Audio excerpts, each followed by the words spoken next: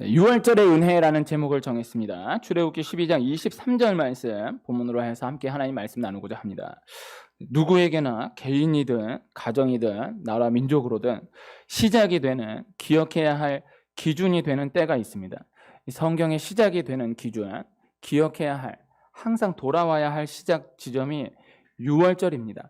우리 명절로 비교해서 생각해 보면은 우리 설날과 함께 생각할 수 있는 것이긴 하지만 뜻은 전혀 다른, 성경에 있는 가장 큰 명절은 6월절이에요.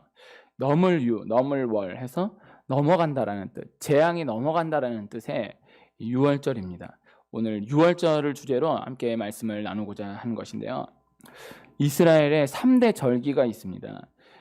6월절, 그리고 6월절은 무교절이라고도 하고, 또 그 다음 오순절은 맥추절이라고도 해요. 그리고 장막절, 초막절, 수장절 다 같은 말. 그렇게 해서 6월절, 오순절, 장막절, 6월절, 오순절, 초막절, 무교절, 맥추절, 수장절, 이렇게 세 가지. 6월절이 시작이고 장막절, 초막절, 수장절이 맨 마지막이에요. 끝이에요. 그래서 6월절을 시작으로 하여서 맥추절을 지나 오순절 지나서 수장절로, 장막절로, 초막절로 맞춰지는 것, 이것이 우리 삶이다. 광야를 인생으로 비교해 왔을 때에 그렇게 비유해서 성경 말씀하는 것입니다. 오늘 날짜가 1월 23일인데 1, 2, 3, 그래서 6월절, 오순절, 장막절, 이렇게 무교절, 맥추절, 장막절, 초막절, 수장절, 이게 너무 뭐가 많죠, 이름이. 그래도 그냥 소개해 드린 거예요. 그래서 6월절, 오순절, 장막절, 이렇게 세 가지. 그 가운데에서 6월절은 꼭 알아야 되는 거예요. 그래서 6월절은 꼭 기억해야 하는 것입니다. 신앙에 여러 단계가 있을 수 있겠지만은 6월절은 꼭 지나야 한다. 그래서 1년에 한 번은 6월절 말씀을 어떤 식으로든 꼭 다루었으면 좋겠다, 이런 생각으로 진행을 하고 있는데요. 오늘 6월절 말씀을 꼭 함께 했으면 하는 것입니다. 유대인의 힘은 하나님의 은혜를 기억하는 자의 힘으로 말씀하고 있어요. 누구보다 창의적이고 또 미래지향적인 유대인으로 전 세계가 인정하고 있지만은, 그러나 유대인의 힘은 과거를 잊지 않고 과거를 계속해서 기억하는 데 있다라는 거예요. 그래서 유대인을 통해서 우리가 영적으로 은혜를 기억하는 자가 승리한다라는 것을 생각해 볼 수 있어야 하는 것입니다. 그래서 항상 뭔가 새로운 새로운 전쟁을 생각하지만은, 그러나 과거의 은혜에서 멀어져 버리면, 떨어져 버리면, 기억하지 못하면 새 것이 없다라는 거예요. 성경은 해 아래 새 것이 없다라고 말씀하는 거예요. 그래서 온고지신, 법고창신, 옛것을 익히지 않으면, 옛것을 토대로 하지 않으면 절대 새로운 것이 나올 수 없다. 새로운 것을 향해서 앞으로 전진할 수 없다. 그래서 역사를 알아야 된다. 항상 우리 미래를 어떻게 예측할까? 지금 벌써 1월이 지나간 지가 중순이 넘어가는데도 2022년을 어떻게 예측하는지에 대한 책이 작년 9월, 10월부터 지금까지도 베스트셀러 수위를 놓치지 않고 있어요. 너무너무 중요하지만은, 그러나 시대가 어려울수록, 복잡할수록, 예측이 안 될수록 자꾸 어떻게 예측을 하려고 할 것이 아니라 과거로 돌아간다. 역사를 공부한다. 지금 코로나, 이렇게 전 세계 역사에 없었던 일인 것 같지만은, 그러나 딱 들고 다 역사에 돌아보면 이러한 일들의 결합이다. 다 새로운 것이 없는 것이다. 그래서 역사를 알아야 된다. 은혜를 기억해야 한다. 우리 꼭 이 관점으로 나아가야 한다는 것입니다. 하나님 지금도 6월절을 기억하는 사람을 보고 계신 것이다. 내가 죄인됨을 깨달은 사람, 내가 죄인임을 끊임없이 기억하는 사람을 보고 계시다라는 것입니다. 하나님이 창세기 12장에 아브라함을 부르시고, 그 아브라함의 아들 이삭, 이삭의 아들 야곱, 그리고 야곱의 아들 요셉, 그 요셉이 애굽에 팔려가서 애굽의 총리가 된 때에 야곱의 가족 70명이 애굽으로 이주하게 되면서 이스라엘의 이 애굽에서의 역사가 시작이 되게 되는 거예요. 시간이 지나서 400년이라는 시간이 지나서 요셉의 때에는 너무나 행복했었던 이스라엘 백성들이 이후에 시간이 지나서는 애굽에서 종살이를 하게 되고 그렇게 고난의 시간이 차서 하나님 이스라엘 백성들을 다시 애굽에서 나오게 하여서 다시 가나안 땅으로 출발했던 가나안 땅으로 돌아오게 하시는 것입니다. 이것을 출애굽이라고 하는 거예요. 창세기는 야곱의 가족들이 애굽으로 들어가면서 창세기 전체 말씀이 맞춰져요. 입애굽으로 창세기가 끝나요. 그리고 출애굽기는 바로 창세기 끝나고 출애굽기인데 창세기 끝나고 출애굽기 그 사이의 간격이 400년인 거예요. 400년을 그냥 점프해가지고 출애굽기가 바로 열리는 거예요. 사실 가장 중요한 시간은 창세기와 출애굽기가 기록하지 않은 그 사이 시간이에요. 400년. 그 사이 시간이 정말 중요한 거예요. 그 시간을 지나서 이 애굽에서 나오게 되는 것이죠.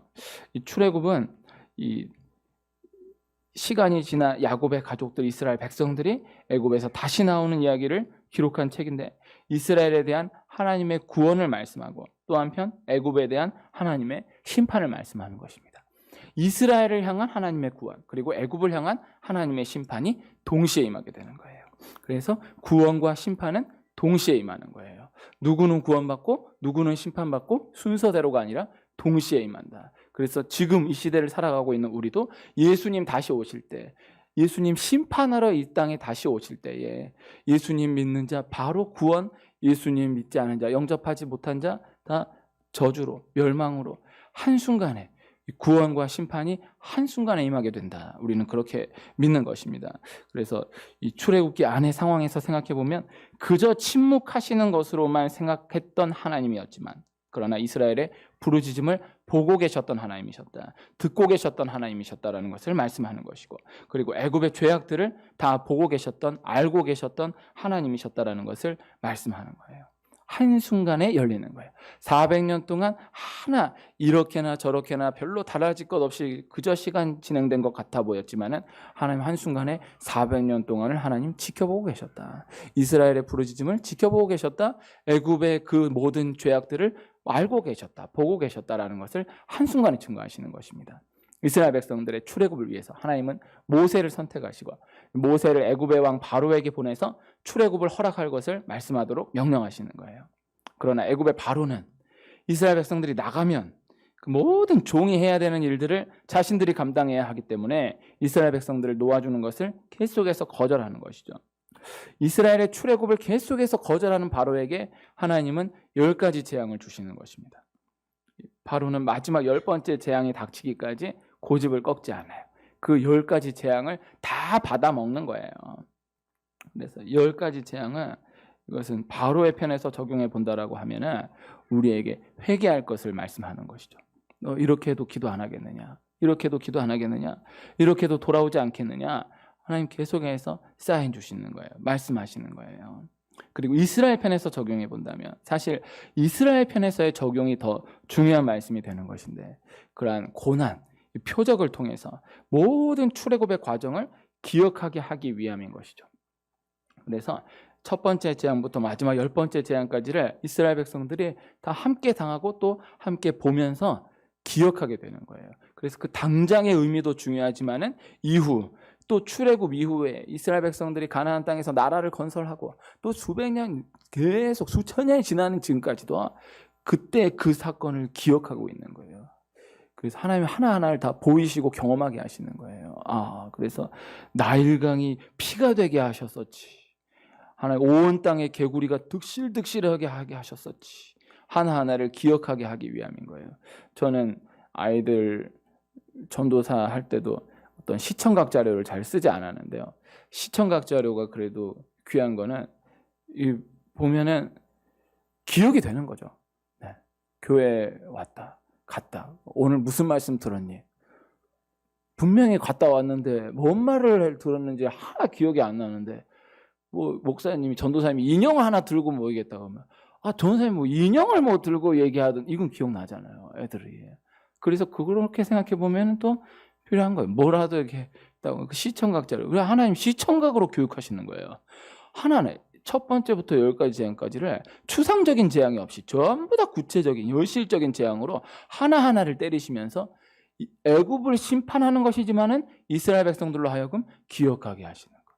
하나님이 말씀을 통해서 말씀하시고 또 기도 가운데 하나의 음성을 주시는, 하나님 또 성령께서 녹화하시는 음성이 있어요. 그러나 또 한편 실제로는요, 사건을 통해서 말씀하십니다. 그 사건을 딱 통해서 누가 뭐라 해서가 아니라 어떤 사건을 딱 맞닥뜨리게 되었을 때, 아, 하나님 이거 나에게 주시는 사인이다.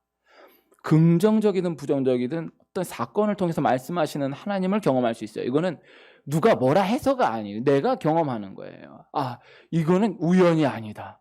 이건 이게 하나님 나에게 주신 사건이다. 이 사건 통해서 나에게 말씀 주시는 것이다.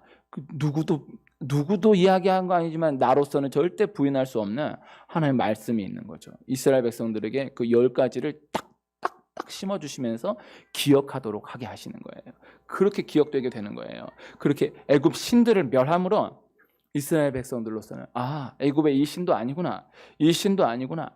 첫 번째부터 10가지, 10번째 재앙까지 전부 다 애굽의 우상들, 애굽의 신들을 다 담고 있는데 하나하나가 다 애굽에서 400년 동안 젖어 살았던 이스라엘 백성들에게, 그래서 내가 그렇게 그 우상을 섬기는지도 모르고 섬기고 있었던 그 우상들로 하여금 다 하나님께서 아니다라는 것을 구체적으로 증거하셔서 보여주시는 거예요. 그래서 이 10가지 재앙, 피, 개구리, 이, 파리, 가축의 죽음, 악성 종기, 우박, 메뚜기, 흑암, 장자 죽음까지 각각은 전부 다 애굽의 신들을 말씀하는 것이고, 또 재앙의 뜻은 그 애굽의 신들을 하나님께서 멸하신다라는 것을 말씀하는 것입니다. 그래서 익숙해져 있었던, 무뎌졌던 것들에 대해서, 죄가 죄인지도 모를 정도로 굳어져 있었던 것들에 대해서 그것이 아니었다라는 것을 깨닫게 되기까지 하나님 하나하나를 깨주시는 거예요. 아, 나일강도 아니구나, 개구리도 아니구나, 이 파리도 아니구나, 이도 아니구나, 다 하나하나를 깨주시는 거예요. 그래서 계속해서 그 10가지 재앙은 죄악에 물들어 있던, 죄악에 완전히 잠겨져 있던 나를 다시 은혜로 담궜다가 빼는 작업. 아니구나. 그래서 다 우리의 삶 가운데, 아, 돈이 다가 아니구나, 권력이 다가 아니구나, 하나님밖에 없구나. 그래서 출애굽기 말씀을 이 초점으로 고난에 대해서 해석해 본다라고 하면은 이것도 아니구나, 이 사람도 아니구나, 이 사람도 의지하면 안 되는 거구나. 자녀로서는 그 처음에 눈 뜰 때, 아이들이 처음 눈 뜰 때, 아, 엄마 아빠가 다 할 수 있는 게 아니구나. 그 아이들로서는 이게 엄청난 혁명인 거예요. 엄마 아빠는 다 할 수 있는 줄 알았는데 엄마 아빠가 다 할 수 있는 게 아니구나.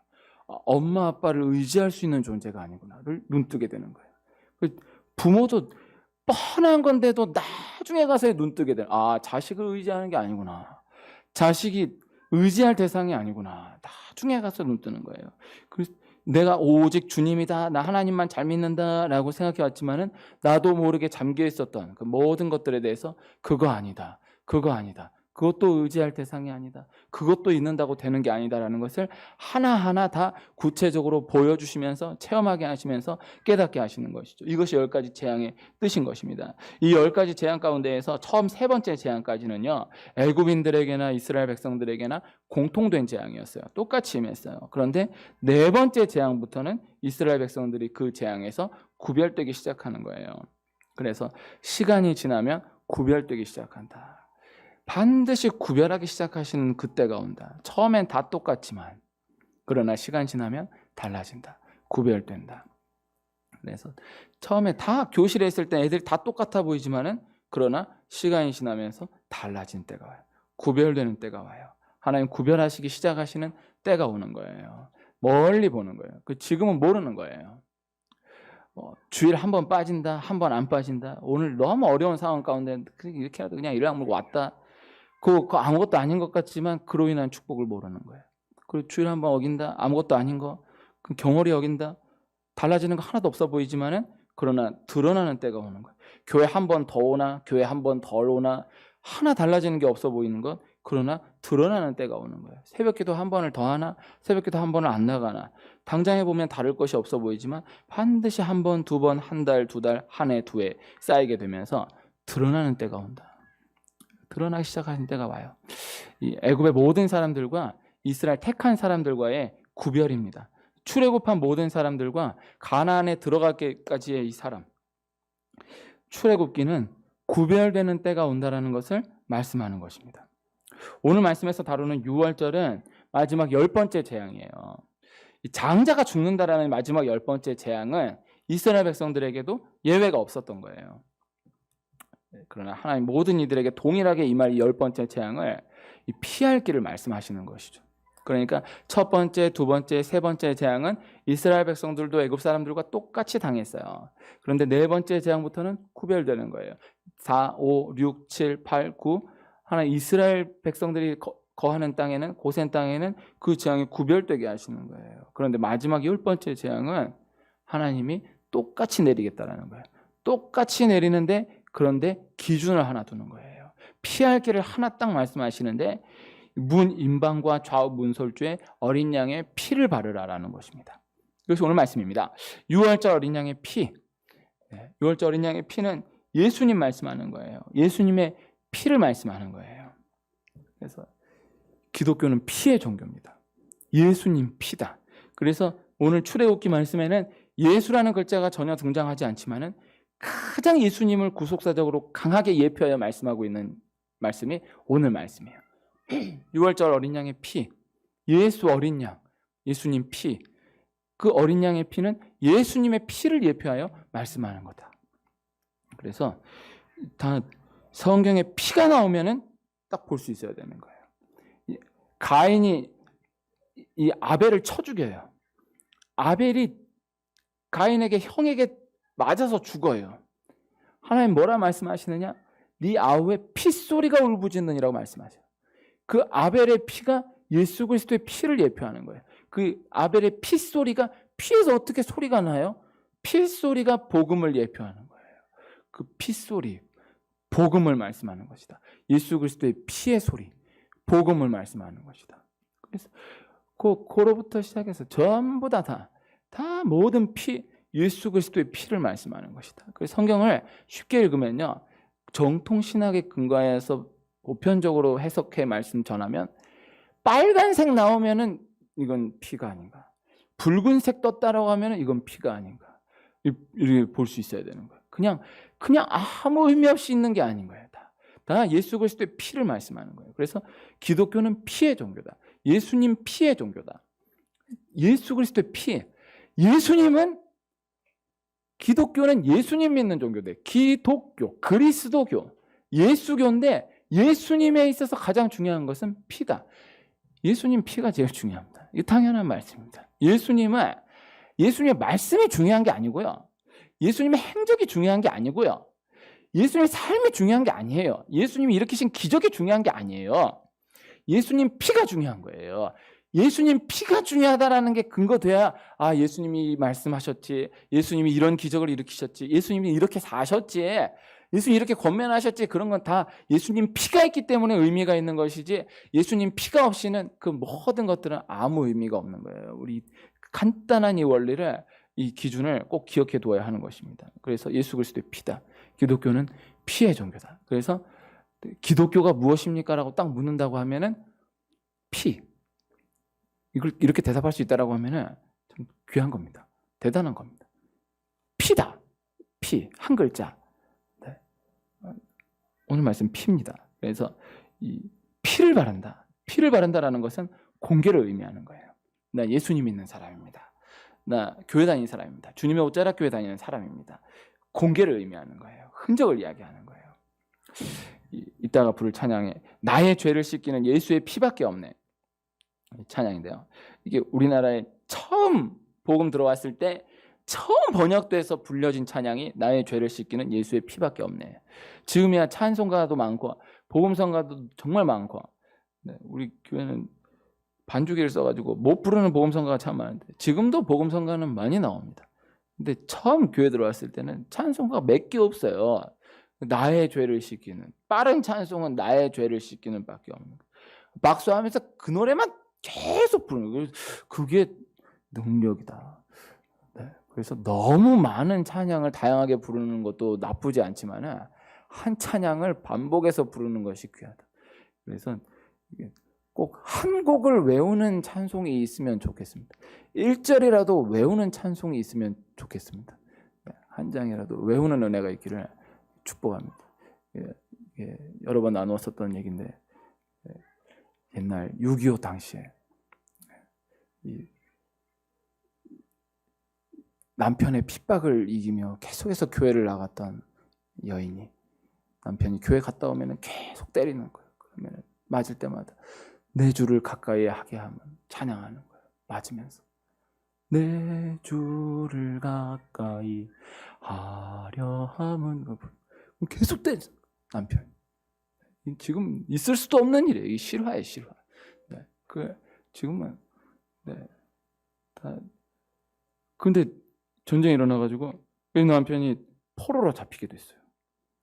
근데 미군이 희한하게 예수님 믿는 사람 살려주겠다. 교회 다니는 사람 살려주겠다. 교회 다니는 사람 거수해라. 이 남편은 교회 안 다니는 게 아니라 다니는 아내를 그렇게 맨날 두드려 팼던 분인데 살아야 되니까 나 교회 다닌다고. 내 예수 믿는다고. 교회 다닌다는 증거를 대라. 그러니까 다른 사람들 막 주기도문을 외우고 막 이렇게 하는데 이 사람은 가본 적이 없는데 근데 아내가 맨날 맞으면서 불렀던 찬양이 기억나요. 그 찬양하는 내 주를 가까이 하게 하는데 그 다음 후렴 가사가 기억이 안 나요. 그 다음엔 몰라요. 나는 몰라요. 하나님 아버지 살려주세요. 패스. 미국은 가사를 모르니까 우리나라 가사를 모르니까 패스했어요. 그게 실화예요. 얼마나 아름다운 이야기입니까? 네. 이게 한국이 정말 위기의 순간에는요 다 하나입니다. 기독교가 무엇이냐? 피를 딱 얘기합니다. 너무 유치한 예지만 제가 고스톱이 무엇이냐라고 묻는다면 피다. 고스톱은 피를 모아야 돼. 피를 6장을 모아야 돼. 피로 점수가 나야 되지만 피 박은 면해야 된다. 그래서 제가 어린 시절에 저희 고모님이 제가 고스톱을 알려주세요. 고스톱은 첫 번째 피를 모은다. 그게 기억나거든요. 피가 기독교는 피예요. 그래서 피 하나예요. 그래서 사실 우리가 예수님 믿고 정말 신앙이 깊어져 가야 되겠지만요. 요 단순한 하나에서 깊어져 가야 돼요. 또 이것도 알고 저것도 알고 이것도 알고 저것도 알고가 아니라 딱 단순한 하나에 깊어져 가야 되는 거예요. 그래서 6월절 말씀을 기억해야 돼요. 그래서 오늘 말씀 뭐 준비한 대로 나누지만은 하는 게 없어요. 그 새로운 말씀을 들으려고 하면 안 돼. 딱 그 말씀 내가 또 한 번 깊어져 나간다. 또 한 번 깊어져 나간다. 이 6월절 피예요. 제가 예전에 개그 콘서트 보는 걸 좋아했는데 개그 콘서트가 사라졌습니다. 그리고 요새 개그 프로가 이제 거의 없다시피 하는데 거기에서 이수지라는 개그우먼이 있거든요. 제가 그분을 보고 그분 예수님 잘 믿는 분인데 참 은혜를 받았다고 얘기하는 그런데 그때 당시에 어떤 얘기를 들었었냐면은 개그에 있어서는 2가지 요소다. 하나는 아이디어가 있어야 된다. 아이디어가 중요하다. 그 다음 또 하나는 연기를 잘해야 된다. 근데 아이디어가 있는 개그맨이냐 연기를 잘하는 개그맨이냐 저의 생각을 말씀드린다라고 하면 아이디어도 중요하지만은 연기를 잘하는 개그맨이 돼야 돼요. 개그맨이라고 요새 이야기하지만 코미디언이 코미디 연기자 연기를 잘해야 된다. 그래서 딱 보면은 너무너무 기가 막히는 아이디어인데 재밌는데 이 사람이 하면 재미없고 아무것도 아닌데 이 사람이 하면 재밌는 거예요. 교회를 영적으로 그렇게 봐야 됩니다. 어떤 새로운 말씀, 기발한 해석이다, 새로운 말씀이다가 아니라 이게 똑같은 말씀인데 말씀 가운데서 이 새로운 은혜가 있구나.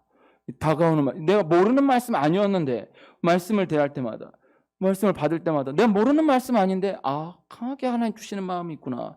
주시는 음성이 있구나. 이렇게 깨달아가는 거예요. 그래서 이 원리로 가야 됩니다. 자꾸 이렇게 그 개그로 예를 들면 꼭 뭐 웃길 줄 모르는 애들이 어디서 그냥 유머집 이런 거 봐가지고 제가 학교 다닐 때 장신대 총장 하시는 분, 그때는 총장 아니시고 교수님이었는데 강의를 하는데 강의하다가 강의안을 쫙 이렇게 보여주면서 강의하는 거예요.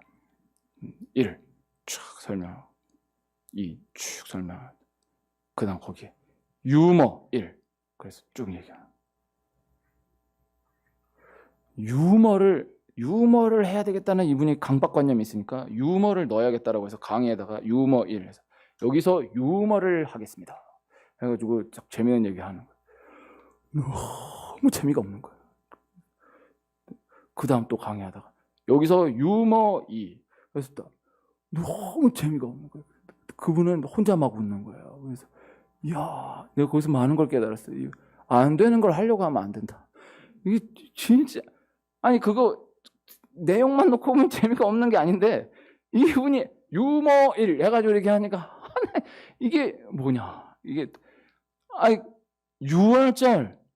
6월절에 깊어가야 되는 거예요. 내 6월절 말씀에.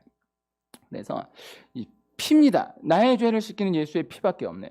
기독교 역사적으로 계속해서 세상에서 공격받아 왔었던 이유 중에 하나는 누구에게나 동일하게 구원이 임한다라는 것. 피만 바르면 재앙 넘어간다라는 거예요. 그저 믿기만 하면 구원 얻는다라는 거예요. 그래서 반드시 죽어야 할 사람인데 정말 나쁜 사람인데 그런데 피가 있으면 재앙 넘어간다라는 거예요. 구원 받는다라는 거예요. 용납이 안 되는 거예요. 저 사람은 너무 귀한 분인데 너무 존경받아 마땅할 분인데 피가 없으면 안 된다라는 거예요. 피가 없으면 구원 못 받는다라는 거예요. 인정이 안 되는 거예요. 지금도 말이 많은 것 같지만은 똑같아요. 원리는 지금도 똑같아요. 교회가 이런다 저런다 하는 것 같지만 예수 피 있으면 구원 받는 거예요. 뭐 이것도 저것도 대단한 것 같지만 예수님 피 없으면 구원 없는 거예요. 간단한 원리인 거예요. 여기서 중심이 흔들리면 안 되는 거예요. 6월절의 은혜는 그것을 말하는 것이다. 그래서 인간적으로 생각하면 너무나 엉뚱한 거죠. 우리 교회를 열심히 다니더라도요. 항상 이 변방의 시각에서 볼 수 있어야 됩니다. 우리 말씀을 알면 그렇지 6월절 어린 양의 피로 재앙이 넘어갔지라고 하지만은 그 말씀을 처음 대하는 세상의 관점에서 한번 생각해 보세요.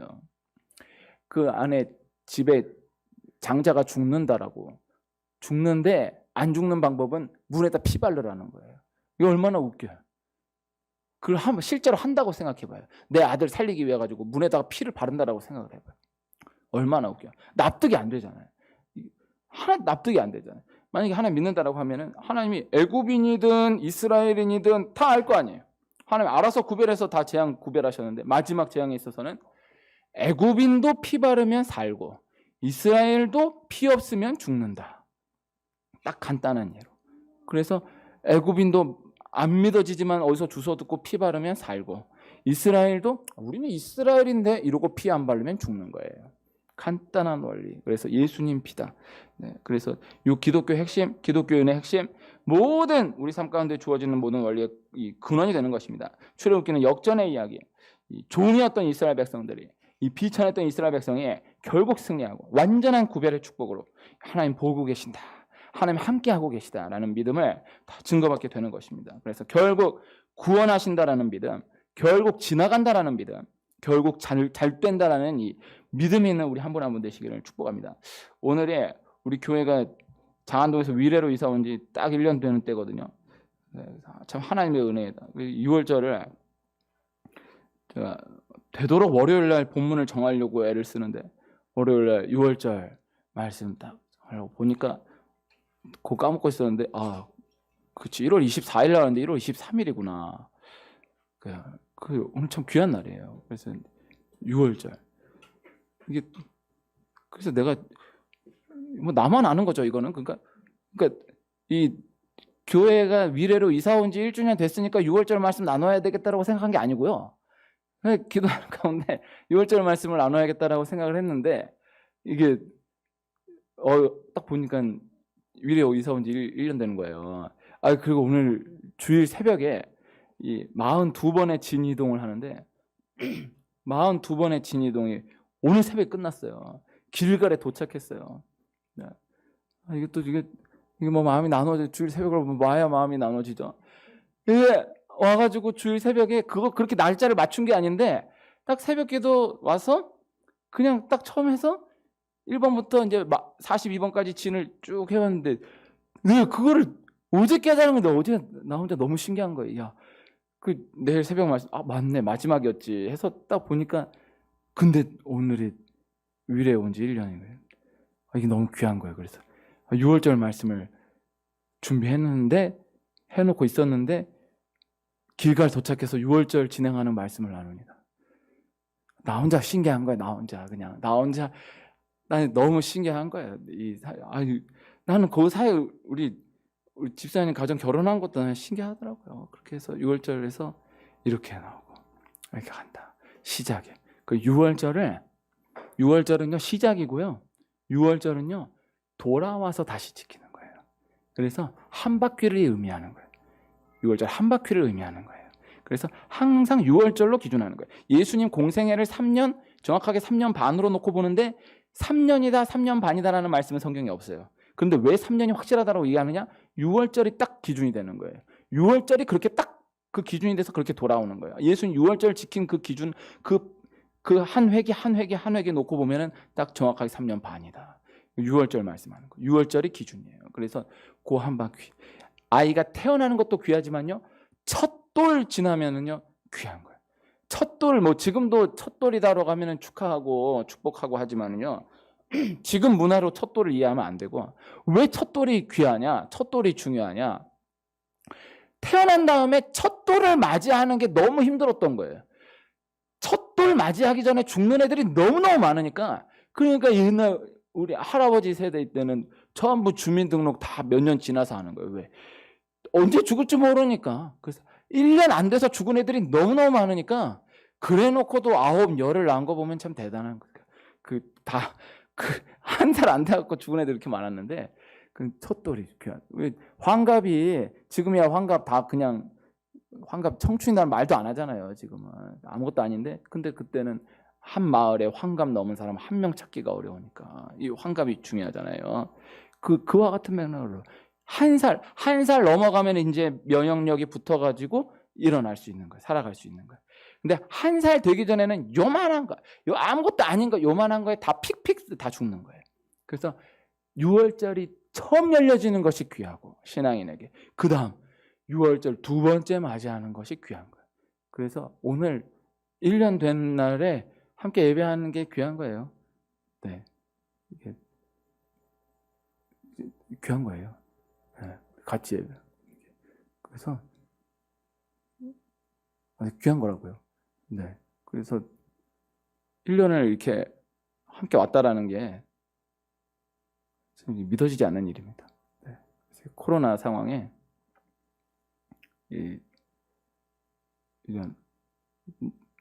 근데 저는 지금도 그렇게 생각합니다. 저는 그렇게 믿고 가고 있습니다.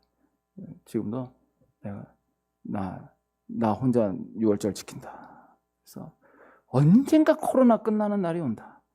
언젠가 코로나 끝나는 날이 온다라는 걸 믿고 나 혼자다. 그래서 처음 시작했을 때 아들 하나였는데 지금 딸까지 주셔가지고 아내하고 아들 딸. 이제 애들도 머리 크면은 몰라. 나 혼자다. 딱 주님 붙들고 나아간다. 그래서 가는 거예요. 그래서 이 6월절의 은혜가 내 6월절이 있어야 됩니다.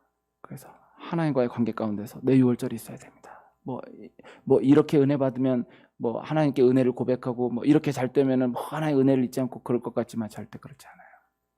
다 시작의 은혜예요. 그래서 6월절 은혜다. 내 6월절이다. 해서 하나님과의 관계 가운데에서 막 이렇게 구경하는 차원에서 보면은 저렇게 은혜를 받는데도 어떻게 저렇게 하나님 그냥 그렇게 픽픽 떠나네? 그리고 저 사람 저렇게 시험 당하는 것 같은데도 절대 흔들리지를 않네? 그 영적으로 6월절이에요. 6월절 넘어갔다. 6월절 넘어간 사람은요, 아무리 어마어마한 환란이 닥쳐도 중심이 흔들리질 않아요. 근데 6월절 못 나간 사람은, 자기 6월절이 없는 사람은 이건 아무리 은혜를 다 이렇게 해줘도 안 돼. 내 6월절이 확실한 거. 관계 가운데서도요, 내 6월절이에요. 이 사람과의 내 6월절. 언젠가 내 6월절. 그래서 우리 결혼한 우리 가정에 6월절 있는 은혜가 있기를 축복합니다. 그래서 어떠한 상황 가운데서도 이게 우리 6월절이야. 이게 우리 6월절이야만 확실하면 그 다음부터는 어떤 것도 흔들리지 않고 이게 우리 6월절이야만 확실하면 그것을 기준으로 계속해서 복을 주시는 거예요. 하나님이 이 출애굽기 이후의 말씀에 계속해서 새로운 은혜를 얹어주시지를 않아요. 6월절만 다시 딱 붙잡으면 하나님 거기에 또 은혜 얹어주시고 다시 6월절 은혜만 딱 붙잡으면 또 하나의 은혜 주시고 유대인들이 지금도 새로운 걸 공부하려고 하지를 않아요. 딱 6월절만 딱 몸으로 지키는 거예요. 무교봉 먹고 쓴나물 먹고 텐트 치고 지금도 몸으로 6월절 지키는 거예요. 그 누구도 못 당하는 거예요. 그래서 우리나라 6월절 못 말하잖아요. 우리나라가 어떻게 태어난 나라냐 얘기 못 하잖아요. 기본이 없는 거예요. 그래서 6월절, 내 6월절, 우리 가정의 6월절, 우리 교회의 6월절 하나 딱 붙들고, 그래서 하나님께서 계속해서 쏟아부어 가시는 귀한 은혜를 다 받아 누리는 은혜가 있기를 축원합니다.